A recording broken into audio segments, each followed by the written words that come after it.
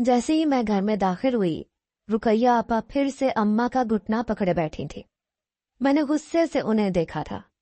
एक नौकरी करके थकी हुई मैं घर पहुंची थी और कोई ना कोई मेरी बहन मेरी माँ का घुटना पकड़ के बैठी होती थी। मुझे देख के कहने लगी, अम्मा आपने इसे बहुत सर चढ़ा रखा है। हमारी बारी में तो आपने बड़ी पाबंदियां लगा रखी थी। नौकरी नहीं करनी, जहां हम कहेंगे वहां शादी करनी है, और जहां बात शिजा की आ गई आपने सारे असूल ही बदल दिए। क्या हम 6 बहनें सौतेली थीं जो हमारे साथ आपने ऐसा सलूक किया, और ये शिजा की बच्ची आपकी सगी है? मैंने जूते पांव से उतारे, सोफे पर सुकून से बैठ गई। मैंने कहा, आपा ऐसी बातें सुन के अम्मा तो इमोशनल ब्लैकमेल हो सकती है, लेकिन मैं नहीं हो सकती। मैं नहीं करूंगी आपके उस हड हराम देवर से शादी। ये मेरा आखिरी फैसला है। वो कहने लगी, हाँ हाँ मुझे पता है, तुम क्यों इनकार कर रही हो। नजमा के देवर पर तुम्हारी नजर है, कमाऊ पूत जो है। तुम चाहती हो कि उससे शादी कर लो ताकि मैं सारी जिंदगी अपने ससुराल में ताने सुनती रहूं। मैंने अपना सर पकड़ लिया। मैंने कहा, मुझे नजमा आपा के देवर से भी शादी नहीं करनी। मुझे नहीं समझ आती कि आप 6 की 6 बहनें मेरे पीछे क्यों हाथ धो के पड़ी हुई हैं, बल्कि नहा धो के पड़ी हुई हैं। मैंने तो नहीं कहा था अपना एक एक देवर मेरे लिए संभाल के रखें। आप जाएंगी तो अभी नजमा आपा आ जाएंगी, फिर वो जाएंगी तो जुलेखा आपा आ जाएंगी। आप सबको अपने देवरों के लिए मैं अकेली ही क्यों चाहिए हूं। शायद आपको भी सुनने में ये बात बड़ी अजीब लगेगी, लेकिन ये सच था। हम 7 बहनें थीं, हमारा कोई भी भाई नहीं था। मेरी बड़ी 6 बहनें शादीशुदा थी, और बदकिस्मती से मैं सबसे ज्यादा खूबसूरत थी।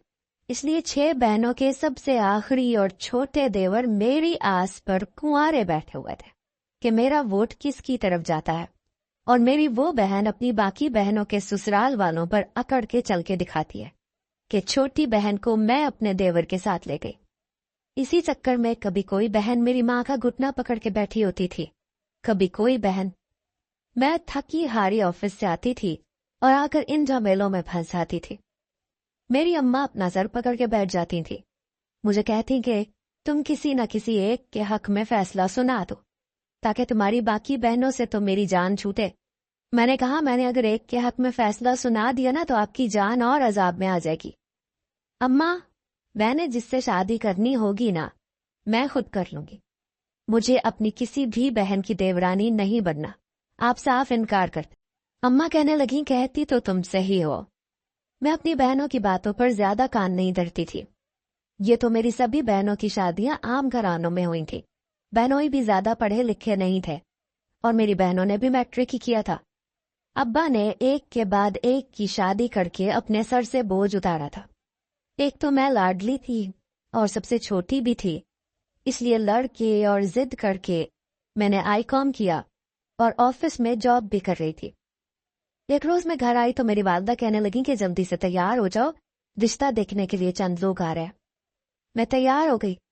इत्तेफाक था कि मैं उन्हें पसंद भी आ गई। मैंने दिल ही दिल में शुक्र अदा किया।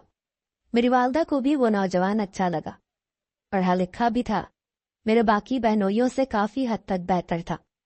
बहरहाल किस्सा कुछ यूं हुआ कि जैसे ही ये बात मेरी वालिदा ने मेरी सारी बहनों को बताई तो मेरे 6 के 6 बहनोई मेरे माँ बाप के सर पे आके बैठ गए। वो बहनें कहने लगीं कि आपने ये रिश्ता कैसे कर दिया, आपकी नजर में हमारी कोई कदर नहीं। मेरी 6 की 6 बहनें अपने शौहरों के साथ हमारे घर पे आ टपकी थी। मेरे वालिद कहने लगे कि देखो, अभी मैंने हाँ नहीं की, बेटा तुम लोगों से मशवरे के बाद ही हाँ करनी है। लेकिन देखो, मेरी एक ही एक बेटी है, मैं तुम लोगों के किसी भी भाई से अपनी बेटी का रिश्ता नहीं कर सकता। एक के घर पे करूंगा तो दूसरी को एतराज होगा, दूसरी से करूंगा तो तीसरी को, चौथी को एतराज होगा। इसलिए बेहतर यह है कि मैं अपनी छोटी बेटी की शादी किसी और से कर दूं। हालांकि वो मेरे वालिद की बात मान सकती थी, लेकिन वो 6 की 6 भड़क उठी। कहने लगी, हम ऐसा नहीं होने देंगे, हम शिजा का रिश्ता कहीं भी बाहर नहीं होने देंगे। ये अजीब बदमाशी थी उनकी। मुझे बड़ा गुस्सा आया। हालांकि मैं बहनोइयों से ज्यादा फ्री नहीं होती थी, ना ही ज्यादा बातचीत करती थी, लेकिन फिर भी मैं सबके सामने आ गई।